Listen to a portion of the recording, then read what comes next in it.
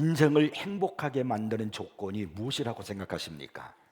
얼마 전까지만 하더라도 우리 한국 사람들의 최대의 관심은 부에 대한 것이었습니다. 돈을 좀 많이 벌자, 경제력에 대한 그런 것이었습니다. 그러던 것이 어느 정도 우리의 의식주 문제가 해결되고 나니까 지금은 건강에 대해서 가장 큰 관심을 가지고 있는 것 같습니다. 너도나도 몸에 좋은 것이라고는 다 합니다. 심지어는 해외까지 가서 좋은 약을 얻어다가 먹는 그런 시대가 되어졌습니다. 아마 50세 이상 된 사람들은 적어도 한 가지 이상씩의 건강식품은 다 먹어보았을 것입니다. 지금도 건강식품을 먹고 있는 분들이 꽤 많이 있을 겁니다. 이렇게 현대는 자신의 건강에 대해서 엄청나게 신경을 많이 쓰고 있습니다. 그러다 보니까 오늘날 이 산업에, 우리 한국 산업에 많이 번창하고 있는 것이 바로 뭐냐면 건강에 대한 것하고 오락에 대한 것들이 많이 지금 우리 한국 땅에 번창하고 있습니다. 이는 바로 부여와 건강이 인생을 행복하게 만든다는 그런 생각 때문에 일어나는 현상이라고 느껴집니다. 그런데 본문에는요, 건강하지도 않고 부유하지도 못한 불행한 사람의 이야기가 기록되어 있습니다. 그 사람을 성경은 이름을 바디메오라고 그렇게 말하고 있습니다. 그가 어떤 사람이었는가에 대해서 자세한 설명을 46절에서 말씀하고 있죠. 디메오의 아들인 맹인 거지 바디메오. 이 바디메오라는 이름 앞에 두 가지가 붙었어요. 맹인하고 또 하나는 거지. 그는 앞을 못 보는 맹인이었다는 것입니다.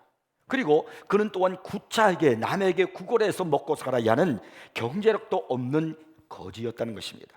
그러니까 오늘날 세상의 기준으로 볼 때 행복의 조건이라고 하는 것은 하나도 없는 사람입니다. 불행하게 그지없는 사람이라 이런 말입니다. 그러나 실상 그 사람은 불행하지 않는 사람입니다. 왜냐하면 그는 예수님을 만난 사람이었고, 그리고 자신의 가장 불행하다고 느꼈던 두 눈이 감겨졌던, 뜨지 못했던 두 눈이 열리게 되었고, 그리고 경제적인 문제도 해결되었기 때문입니다. 어떻게 그가 평생 수건이던 이 맹인과 거지 문제를 해결하게 되었을까요? 우리는 모두 문제를 안고 살아가는 사람들입니다. 이 세상에 문제 없이 살아가는 사람이 어디 있겠습니까? 인생이란 문제와의 싸움이라고도 말하고 싶습니다. 문제는 그 문제를 어떻게 해결하는 것을 모르기 때문에 문제인 겁니다. 우리는 본문의 이 바디메오를 통해서 그 문제를 어떻게 해결할 것인가를 배우셔야 됩니다. 이 바디메오의 이야기는 고난주간을 앞두고 있는 우리들을 향한 귀중하게 던져주고 있는 하나님의 메시지입니다. 바디메오는 자신의 문제를 어떻게 해결했을까요? 첫째는 항상 자기의 자리를 지키고 떠나지 않았다는 것입니다. 보면 46절의 하반절에 보면은 디모의 아들인 맹인 거지 바디메오가 길가에 앉았다가 이렇게 말씀하고 있죠. 여기서 우리가 중요하게 보아야 할 그 말씀이 바로 뭐냐면 길가에 앉았다는 것입니다. 바디메오가 그는 길에 앉아서 그 길을 지나다니는 사람들에게 구걸하기 위해서 날마다 그 자리에 앉아서 구걸했다는 그런 이야기를 말씀하고 있는 겁니다. 성경에 보면 예수님께로부터 고침을 받은 병자들 중에 자기의 자리를 떠나지 않고 그 자리를 지키다가 고침받은 사람들의 이야기가 기록되어 있습니다. 요한복음 5장에 보면은 36년 동안 베데스다 연못가에 누워있는 사람의 이야기가 있습니다. 이 사람은 베데스다 연못가에서 그 연못을 떠나지 아니하고 36년 동안 같은 자리에 누워있다가 예수님을 만나고 자리를 일어나는 그런 기적을 체험한 사람입니다. 36년 동안 그는 누워서 평생이라고 할 수 있겠죠. 그 자리를 떠나지 않았던 그 사람, 그 자리를 떠나지 않았기 때문에 예수님이 베데스다 연못가에 어느 날 찾아왔을 때 그 사람을 보았고, 그리고 그가 예수님을 통해서 치료되는 역사가 36년 만에 그 자리를 들고 일어나는 기적을 맛보게 되었다는 사실입니다. 요한복음 9장에 보면은 우리가 잘 아는 남은서부터 맹인된 사람의 이야기가 나오고 있습니다. 그 사람이 거기에 앉아 있을 때에 예수님께서 그에게 찾아가셔서 그를 보셨습니다. 그때 제자들이 요한복음 9장 2절에 묻지요. 랍비요, 이 사람이 맹인으로 난 것이 누구의 죄로 인함이니까? 자기니까? 그의 부모니까? 이 사람이라는 제자들의 이런 질문을 통해서 우리가 볼 때 평소 맹인이 그곳에 항상 앉아있는 사람이었다는 것을 우리가 알 수 있습니다. 그러니까 제자들이 평상시 때 늘 앉아있는 그 사람을 보았다는 거예요. 그러니까 안면이 있는 사람이라 그런 이야기입니다. 그날 예수님께서 성전에서 나가시다가 이 맹인을 보고 그날 거기 앉아있는 것을 보고 그를 치료해 주신 것입니다. 만일 예수님께서 그날 그 길을 지나가시는데 그 맹인이 그곳에 없었다라면 그는 이런 치료되는 기적을 체험하지 못했을 것입니다. 예수님이 지나가시는 그날 그곳에 있었기 때문에 그가 치료되는 기적을 체험할 수 있었던 겁니다. 사도행전 3장에 보면요, 베드로와 요한이 나무서부터 걷지 못하게 된 그 사람을 걷게 되는 기적의 말씀이 기록되어 있습니다. 이 말씀에서 우리가 특별히 주의해서 주목해야 할 말씀을 사도행전 3장 2절에서 우리는 찾아볼 수 있습니다. 나면서 못 걷게 된 이를 사람들이 메고 오니 이는 성전에 들어가는 사람들에게 구걸하기 위하여 날마다 민문이라는 성전문에 두는 자라. 이 병자는 날마다 성전문에 있었다고 그렇게 말씀합니다. 그런데 그날 구시 기도 시간에 베드로 요한이 성전에 올라가다가 이 사람을 만난 거예요. 그리하여 그를 향해서 나사렛 예수 그리스도의 이름으로 걸으라 하면서 그를 잡아 일으킬 때 성령이 역사하여 발과 발목에 힘을 얻고 뛰어서 걸으면서 하나님께 찬양을 했다고 성경은 기록하고 있습니다. 나면서부터 못 걷게 된 이 사람, 평생 걸어본 적은 없어요. 한 번도 걸어보지 못한 이 사람이 그날 일어나 걷고 뛰는 기적을 체험했는데, 여기서 우리가 놀랍게 주목해야 될 말의 말은 뭐냐면 날마다라는 그 이야기예요. 날마다 그곳에 있었다는 거예요. 그 사람을 메어다가 날마다 그곳에 두었다는 것입니다. 만일 베드로와 요한이 기도하러 가다가 그날 성령의 감동을 받아서 그 놀라운 기적을 일으켜야 하는 그 순간에 만약에 그 사람이 그곳에 없었더라면 그 기적을 체험할 수 있었겠습니까? 아무리 성령이 강하게 역사하고 베드로 요한에게 그런 능력을 준다 할지라도 예수님께서 아무리 기적을 일으켜서 그 사람을 새롭게 하고 눈을 뜨게 하고 싶어도 그 자리에 없었더라면 그 맹인을 치료하지 못했을 겁니다. 이 나무서부터 이 걷지 못하는 이 사람을 일으키는 기적을, 그 능력을 나타내지 못했을 것입니다. 자, 그렇다고 하면은 본문에서 이 바디메오가 바로 왜 끔찍하지 않고 그 자리에 앉아 있었을까요? 그가 길가에 앉아 있었다고 그랬잖아요. 그것은 예수님께 대한 바로 기대 때문입니다. 바디메오는 지난 3년 동안 자기를 불쌍히 여겨서 동전잎을 던져주는 그 행인들로부터 놀라운 말을 들었을 것입니다. 나사렛 예수라는 분이 계시는데 그분은 놀라운 기적을 행하는 치료의 선지자요, 나면서부터 보지 못하는 사람들을 많이 고쳤다오. 이 말이 바로 이 맹인에게 귀에 꽂혔을 겁니다. 자기가 맹이니까요. 그리고 나병 환자도 고치셨고 불치의 병을 걷지 못하는 사람도 고쳤다, 이런 이야기를 많이 들었던 것입니다. 그때 그 예수님에 대한 소문을 들을 때마다 이 바디메오는 마음속에 예수님을 사모하게 되었고, 그리고 그 마음속에 믿음이 싹트기 시작했습니다. 바디메오의 믿음은 대단한 것입니다. 예수님을 한 번도 본 적이 없지만 그분의 소문만 믿고도 믿은 것입니다. 바디메오는 예수님만 만나면 모든 많은 사람의 눈을 뜨게 하셨던 그 예수님, 나무저 걷지 못하는 사람을 일으키셨고 그리고 나병 환자도 치료하셨던 그 예수님을 내가 만나면 나도 내 문제가 해결될 수 있다라는 그런 믿음을 그가 갖게 되었다는 사실입니다. 오늘 여러분의 문제가 무엇입니까? 바디메오처럼 육체적인 질병입니까? 아니면 경제적인 문제입니까? 아니면 영적인 맹인입니까? 뭐 영적이든 간에 육체적이든 간에 맹인과 거지의 문제, 육체의 문제, 경제적인 문제, 이것은 이 바디메오의 문제만 아니라 오늘 우리 모두의 문제라는 사실입니다. 많은 사람들이 여러 가지 신음하고 어려움 겪고 있고 그리고 가슴 아파하고 있는 것이 이 두 가지 문제예요. 경제적인 문제고 육체적인 문제란 말입니다. 근데 바디메오가 예수님께 특별한 기대를 걸고 그것에 앉아 있었다 하는 것을 우리가 어떻게 알 수 있었느냐면 47절에서 성경은 그 사실을 말씀합니다. 나사렛 예수시란 말을 듣고 소리 질러 이르되 다윗의 자손이여 나를 불쌍히 여기소서 하거늘. 오늘날 예수님께서 바디메오가 있는 그 자리를 지나가고 있었습니다.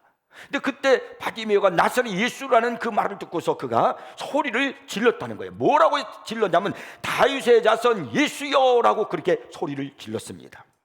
나사렛은 이스라엘 사람들이 아주 하찮게 여기는 그런 도시, 아주 사람들이 그 아주 별로 좋지 않게 여기는 그런 하찮은 도시, 거기가 바로 마을이 나사렛입니다.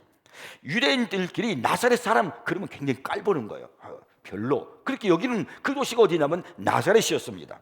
한 번은 빌립의 전도를 받은 이 나다나엘의 반응을 성경이 뭐라고 기록하고 그러냐면 요한복음 1장 46절에 보니까 이렇게 기록되어 있어요. 나다나엘이 이르되 나사렛에서 무슨 선한 것이 날 수 있느냐. 그러니까 이 나사렛 사람, 이 말은 다분히 조롱하는 어투가 담겨져 있는 그런 내용이란 말입니다. 그런데 예수님이 나사렛 사람이라는 거예요. 이렇게 천대받는 사람이라는 겁니다. 그런데 맹인 바디메오는 그 주님을 용하여 나사렛 예수여라고 부르짖은 게 아니에요. 다윗의 자손이여라고 부르짖었다는 이 사실에 우리가 주목해야 되는 겁니다. 이 다윗의 자손이라는 말은 메시아의 호칭입니다. 구약시대의 율법을 통해서 그리고 선자들의 말씀을 통해서 계속해서 예수님은 다윗의 후손으로 오실 것을 예언하고 있는 겁니다. 여러분은 예수님을 누구라고 생각하십니까? 나사렛 예수라고 보십니까? 다윗의 자손이라고 보십니까? 여러분의 구조로 확신하고 있습니까? 나를 창조하신 분이시고 그리고 나를 구원하신 나의 구세주이심을 믿으십니까? 나의 문제를 어떤 문제든지 해결할 수 있는 그런 메시아로 믿습니까? 이 바디메오가 간절한 열망을 가지고 자리를 떠나지 않고 그 자리를 지키고 있었던, 꿈쩍하지 않았던 이유는 바로 내가 나사렛 예수, 다윗의 자손 예수를 만나야 되겠다는 그의 간절한 열망의 믿음이 그 안에 있었기 때문에 그런 겁니다. 그래서 그가 그런 치료와 기적을 체험하게 된 겁니다. 저는 여러분에게도 이 열망이 있기를 주의 이름 축복합니다. 열망이 우리의 신앙을 강하게 만드는 거예요. 내 안에 있는 뜨거운 주님을 향한 사모함과 그리고 사랑함이 우리로 하여금 변화되는 역사를 만들어내는 겁니다. 그리고 여러분 믿음의 자리를 늘 지키십시오. 여러분이 늘 내가 있는 그 자리를 지키는 것이 중요합니다. 여러분의 위치를 지키는 것이 중요합니다. 내 사명을 지키는 것이 중요합니다. 예수님이 그날 지나가시는데 만약에 바디메오가 거기에 없었다고 하면은 그는 그 기적을 체험하지 못했을 거예요. 항상 있었는데 그날 딱 하루 무슨 일이 생겨가지고 못 갔어요. 근데 예수님이 그곳을 지나갔어요. 그러면 바디메오에게는 이런 역사가 일어나지 않았겠죠. 그러니까 변함없이 꿈쩍하지 않는 영성이, 그 믿음이 우리에게 은혜를 가져온다는 사실을 여러분 꼭 기억하시기를 바랍니다. 그래서 신앙은 항상 내가 내 자리를 지키는 거예요. 항상 예배 시간에 주님과 함께하는 겁니다. 항상 내가 해야 할 일을 하는 것입니다. 이것이 믿음이고 이것이 영성임을 기억하시기 바랍니다. 그 다음에 두 번째는 기회를 놓치지 않았습니다. 그리스도인은 기회를 잘 선용해야 합니다. 기회라고 하는 것은 한 번 놓치면 몇 배의 값을 주고도 다시 손에 넣을 수가 없기 때문입니다. 특별히 은혜에도 기회가 있다는 사실을 잊지 마십시오. 아무 때나 은혜 받을 수 있는 게 아닙니다. 은혜 받을 수 있는 기회가 있습니다. 그래서 고린도후서 6장 2절에서 보라 지금은 은혜 받을 만한 때요 그랬어요. 왜 성경은 지금은 은혜 받을 만한 때라는 지금이라는 말과 때라는 말을 여기다가 집어넣었을까? 기회라는 거예요. 그러니까 성경에서 말씀하는 것은 은혜도 기회가 있다라는 그런 이야기입니다. 그러므로 여러분, 내가 은혜 받을 기회를 놓치면 안 되는 겁니다. 기회는 늘 있는 것이 아니기 때문에 그래요. 그런 의미에서 이 바디메오는 마지막 기회를 잘 포착한 사람입니다. 왜냐하면 예수님께서는 지금 십자가를 지시기 위해서 예루살렘으로 가고 계시는 중이었습니다. 이 길로 가시면 다시는 돌아오지 않습니다. 여리고를 떠나서 예루살렘으로 올라가시는 마지막 길에서 바로 그때의 바디메오는 예수님을 붙든 겁니다. 얼마나 소중한 일입니까? 일생에 딱 한 번이자 마지막 기회인 그때를 놓치지 않고 붙잡았기 때문에 중요한 것이에요. 아마 그때가 지금 우리들이 예배드리는 이때쯤, 고난주간을 앞두고 그리고 부활절을 앞둔 우리들에게 있어서 바로 지금 이때쯤이 아닌가 생각이 되어집니다. 그래서 제가 이 바디메오를 생각하게 된 겁니다. 고난주간에 십자가를 지신 그 예수님이 마지막 예루살렘에 올라가는 것은 우리가 고난주간이에요. 그 다음 주간이겠죠. 그 전에 예루살렘에서 이제 주님이 여리고에서 예루살렘으로 올라가시는 그 중간에 생겨진 일이란 말이에요. 그러니까 지금쯤이 아닐까라는 그런 생각을 해볼 때 그러면서 바디메오가 떠올랐습니다. 우리가 지금 신앙생활하고 있는 지금의 시간이 바디메오와 같은 그런 시간이라는 것을 우리는 기억해야 됩니다. 이 여리고를 떠나서 예루살렘으로 올라가시는 마지막 길에서 바로 그때 바디메오는 예수님을 붙들었습니다. 얼마나 소중한 일이냐는 말입니다. 일생에 딱 한 번이자 마지막 기회인 그 기회를 놓치지 않았으니 바디메오에게는 엄청난 그 기회를 붙잡은 겁니다. 성경에서 바디메오처럼 마지막 기회를 놓치지 않은 믿음의 사람들이 몇 사람 나오는데 그 중에 한 사람을 소개한다면 바로 삭개오입니다. 누가복음 19장에 나오는 이 삭개오는요, 여러분이 잘 아시는 대로 세리장이었고 부자였습니다. 이 사람은 여리고에 살았어요. 바디메오도 여리고에 있었습니다. 그러니까 아마 같은 시간대에 예수님이 여리고를 거쳐서 지금 그러다가 예루살렘으로 올라가셨잖아요. 그러니까 그 사건 속에 우리가 보면은 그 여리고 사건 속에 예수님이 나오고 예수님께도 바디메오가 나오고 그리고 삭개오가 나오는 거 보니까 아마 같은 그 여리고 마을에서 있어졌던 사건으로 봅니다. 근데 그 여리고에 이 삭개오가 예수님이 보고 싶었어요. 그런데 그 예수님을 보고 싶어서 예수님을 만나러 갔지만 그는 키가 작고 그리고 사람들이 너무나 많아서 예수님을 볼 수가 없었습니다. 그래서 그는 돌무화과 나무로 올라갔다고 그랬습니다. 그때 예수님께서 삭개오가 있는 그 곳으로 지나가시다가 삭개오가 있는 그 돌무화과 나무들을 쳐다보시며 삭개오를 향해서 이렇게 불렀습니다. 삭개오야, 속히 내려라. 내가 오늘 내 집에 유하여야 하겠다. 그날 이후로요, 삭개오는 변화가 되었습니다. 예수님을 만나고요. 그리고 예수님께서 오늘 구원이 이 집에 이르렀으니 이 사람도 아브라함의 자손입니다 하면서 삭개오의 구원을 선포하셨습니다. 만일 그때 이 삭개오가 예수님을 보고 싶었지만은 오늘 사람들이 너무나 많아.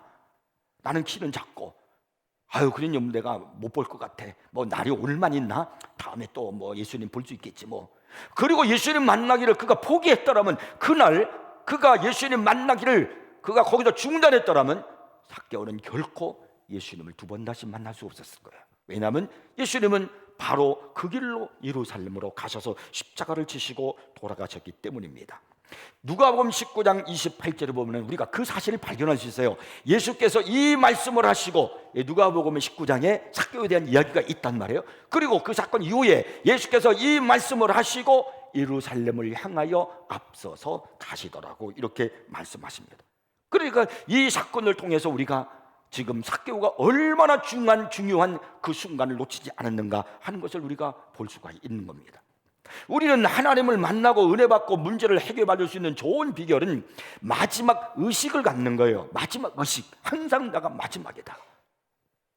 목사로서 가장 간절하게 설교를 가장 잘할 수 있는 기회가 언젠가, 내가 오늘 내 생의 마지막 설교다 라는 그 의식으로 설교를 할 때 그 설교가 또 간절함이 있고 애절함이 있고 그리고 힘과 능력이 있지 않았겠습니까? 마찬가지로 우리는 날마다 신앙생활 때 내가 오늘 봉사하는 이것이 내 생의 마지막이다 라고 할 때 우리는 어떻게 봉사하시겠습니까? 우리 성가대원들이 오늘 내가 이 봉사하는 것이 내가 오늘 마지막 찬양으로 하나님께 영광을 돌리는 것이다 라고 한다면 오늘의 찬양을 어떻게 찬양하겠습니까? 그렇기 때문에 우리에게 가장 중요한 것이 바로 뭐냐면 문제를 해결받을 수 있는 중요한 의식은 마지막 의식입니다. 바디메오가 바로 주님께 바라는 그 마지막 기대를 갖고 있었습니다. 마지막 의식을 갖고 있었단 말이에요. 그래서 49절에 보니까 그가 예수님께서 이제 예수님이 지나간다는 소리 짓고 막 부르짖잖아요. 다윗의 자손 예수라고 소리 짓는데 마지막 그 의식, 마지막 기대를 가지니까 마지막인데 놓칠 수 없죠. 그러니까 막 얼마나 그가 힘을 다해서 소리를 쳤는가 하는 걸 알 수 있습니다. 그래서 예수님께서 머물러 서서 그를 부르라 하시니 예수님의 발걸음을 멈출 수 있는 그런 부르짖음이 바디메오의 부르짖음이었어요. 많은 사람들이 웅성거림 속에서 이 바디메오의 그 작은 외침은 들리지 않을 겁니다. 예수님의 발걸음을 멈췄다라고 하는 것은 다른 사람들의 발걸음 소리 그리고 잡음 소리를 뛰어넘어서 예수님 귀에 들어가야 되니까 얼마나 절절하게 피 맺힌 그러한 그의 외침이었는가 하는 것을 우리가 알 수 있는 거예요. 그래서 예수님께서 그런 바디메오의 외침을 들으시고 머물러 서서 그를 부르라 하시니 그들이 그 명의를 부르며 이르되 안심하고 일어나 그가 일어나라 그가 너를 부르신다 하매 예수님이 머물러셨다는 이 사실 앞에 여러분, 우리는 귀중하게 깨달아야 됩니다. 예수님이 지금 어디로 가고 있는 중이라고 그랬죠? 예루살렘으로요. 예루살렘에는 십자가가 기다리고 있습니다. 주님은 십자가의 고통의 정체를 분명히 알고 계셨습니다. 예수님의 십자가의 길은 얼마나 힘들고 고통스러운 것입니까? 그 모든 사건을 다 알고 계시면서도 그 길을 가고 계셨습니다. 그런 예수님을 향한 그 발걸음, 예루살렘을 향한 예수님의 그 발걸음은 너무나도 무거웠을 것입니다. 그 무거운 발걸음을, 힘든 그 십자가를 앞에 두고 있는 예수님의 한 걸음 한 걸음을 옮기고 있는데, 그 걸음을 한중간에 멈추게 한 그 소리가 바디메오의 바로 외침이었다는 것입니다. 나를 불쌍히 여기소서라고 외치는 이 바디메오의 부르짖는 그 소리가 주님의 발걸음을 멈추게 한 것입니다. 오늘 우리들에게 이 부르짖음이 필요한 거예요. 이 간절함이요, 예수님의 발걸음을 멈추게 하는 우리의 신앙의 사모함이 필요한 것입니다. 그리고 그를 보시고 주님이 말씀하죠. 가까이 오라, 내게로 오라.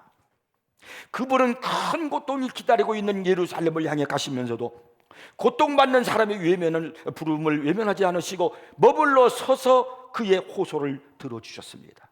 그것이 바로 우리 주 예수 그리스도이십니다. 예수님은 언제나 내 고통의 신음소리에 귀를 기울이고 계신다는 사실을 잊지 마십시오. 그분의 마지막 순간을 보십시오. 우리 주님이 십자가에 달리셨을 때 양손에 못이 박히고 양발에 못이 박히시고, 그리고 머리에 가시관을 쓰셔서 고통스러운 마지막 순간, 십자가에 달리셨을 때 그 예수님은 극한의 고통의 순간이었습니다. 온몸에서 진흙이 막 쏟아지고 피와 땀을 흐르는 고통의 결정을 겪는 그런 순간이었습니다. 사람이 정말로 고통스러우면요, 자신의 고통 외에는 다른 것은 아무것도 느끼지 못하고 찾을 수도 없습니다. 내가 힘든데요, 내가 너무나 고통스러운데 어떻게 다른 사람의 문제를 해결할 수 있겠고 다른 사람을 볼 수 있겠습니까? 어느 것도 들어오지 않아요. 아무리 누가 나를 향해서 사랑한다고 존경한다고 외쳐도 그 소리가 들어오겠습니까? 고통이 절정에 이르렀을 때요. 그런데 그 고통의 절정의 순간에도 예수님은 옆에 있는 강도의 그 소리를 듣고 계셨다는 거예요. 강도가 이렇게 말하죠. 예수여, 당신의 나라에 임하실 때에 나를 기억하소서. 고통과 처절하게 싸우시는 중에 우리 주님은 그 강도의 소리를 들으시고요, 그리고 뭐라고 하셨느냐면요, 내가 진실로 내게 이르노니 오늘 내가 나와 함께 낙원에 있으리라. 주님은 자신이 고통스럽게 피 흘리며 죽어가는 마지막 순간에도 그 옆에 있는 그 강도의 부르짖는 소리를 들으시고요, 그리고 그 순간에 그를 향해서 구원을 선포하시고 은혜를 그에게 풍성히 내려주셨다는 것이 성경의 기록입니다. 여러분, 지금 여러분이 안고 있는 문제는 무엇입니까? 바디메오처럼 영적인 문제요, 육적인 문제입니까? 신앙의 문제입니까? 가정의 문제입니까? 자녀로 인해서 여러분 고통스러운 문제를 안고 있지는 않습니까? 그렇다면 바로 지금 이 순간이 주님을 만날 수 있는 기회요, 더욱 부르짖을 수 있는 기회요, 절호의 찬스라는 것을 잊지 마십시오. 예수님이 여러분을 위해 여리고성을 지나가고 있는 그런 기회인지도 모르겠습니다. 우리 중에 누가 내일 있다고 장담할 수 있겠습니까? 우리 중에 누가 확실한 미래를 보장할 수 있겠습니까? 지금 여러분에게 주어진 이 기회를 잘 선용하시기 바랍니다. 오늘 하나님께서 이렇게 말씀하십니다. 이사야서 55장 6절입니다. 너희는 여호와를 만날 만한 때에 찾으라. 가까이 계실 때에 그를 부르라. 지금이 예수님을 만날 때입니다. 이 기회를 놓치지 말고 주님을 붙드시기를 바랍니다. 여러분, 새해의 특별 새벽 기도회가 내년에 또 나에게 찾아오리라고 장담할 수 없어요.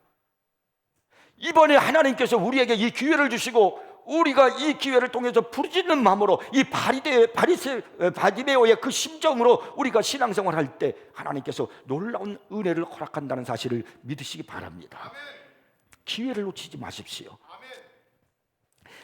이 기도를 일주일 동안 하는 동안에 혹시 중간에 포기하신 분 있으면 다시 힘을 얻고 일어나십시오. 그리고 아직 참여하지 못하신 분이 있다면 내일부터 다시 여러분 일어나 보십시오. 그 하나님의 역사가 내게 찾아와서 그리고 내가 그 경험을 할 수 있을 줄 믿으시기 바랍니다. 자, 이제 세 번째는 희생과 포기가 있었다는 것입니다. 바디메오가 애타게 주님을 불렀을 때 자비로운 예수님께서 그를 돌아보셨습니다. 그리고 그에게 물으셨습니다. 51절입니다. 예수께서 말씀하여 이르시되 내게 무엇하여 주기를 원하느냐. 이 말씀 한마디만 우리에게 들린다면 얼마나 좋을까요?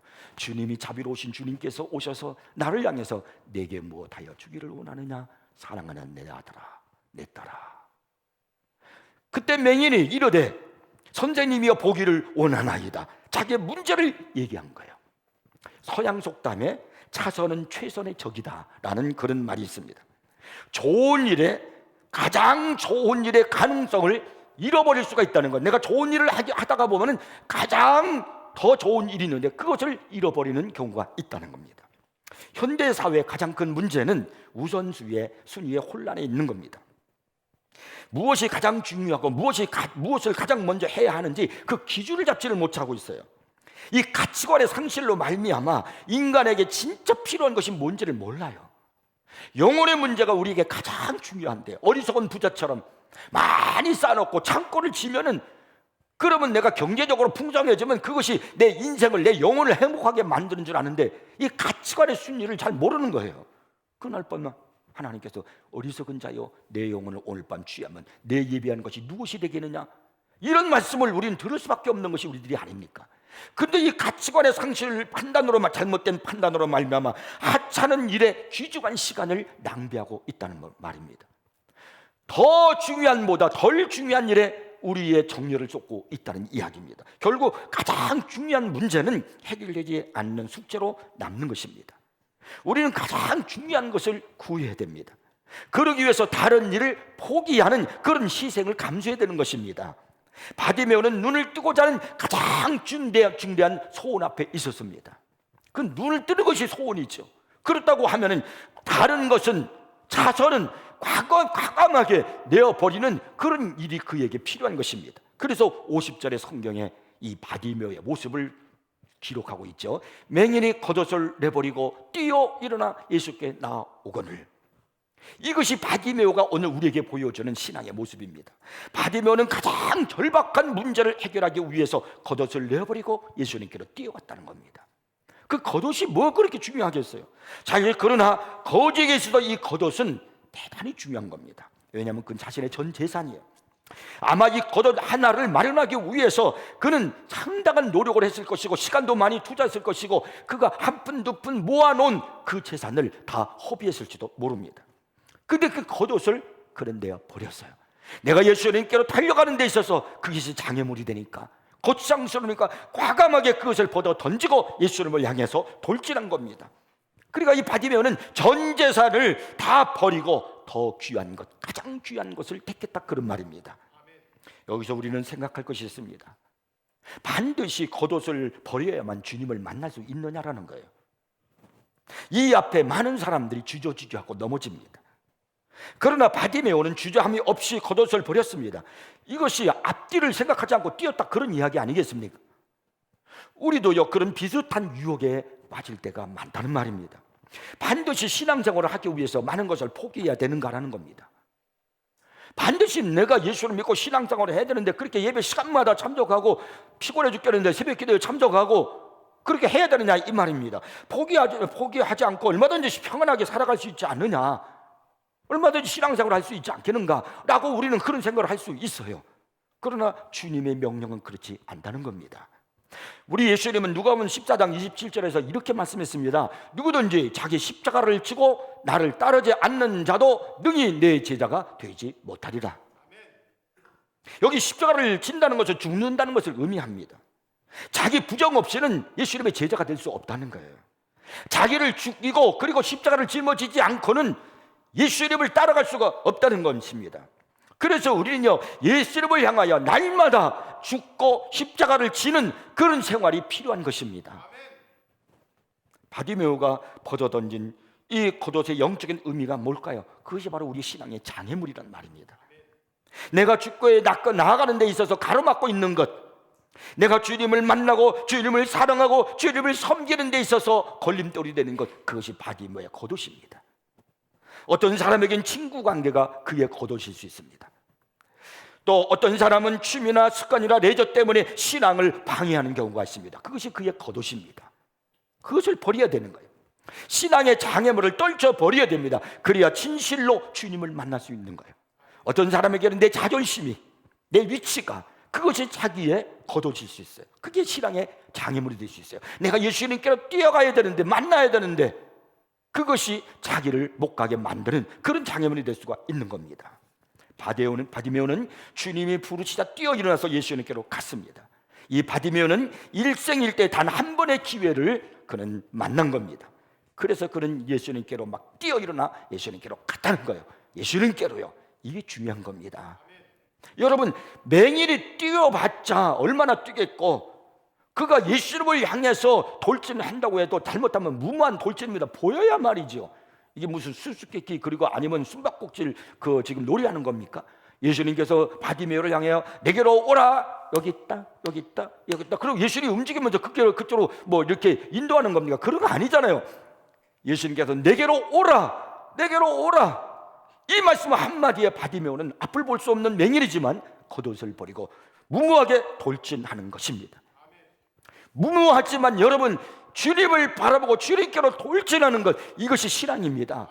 우리 예수님은요, 마태복음 11장 28절에서 이렇게 말씀하고 계세요. 수고하고 무거운 짐진 자들아 다 내게로 오라 그랬어요. 내게로 오라, 내가 너희를 쉬게 하리라.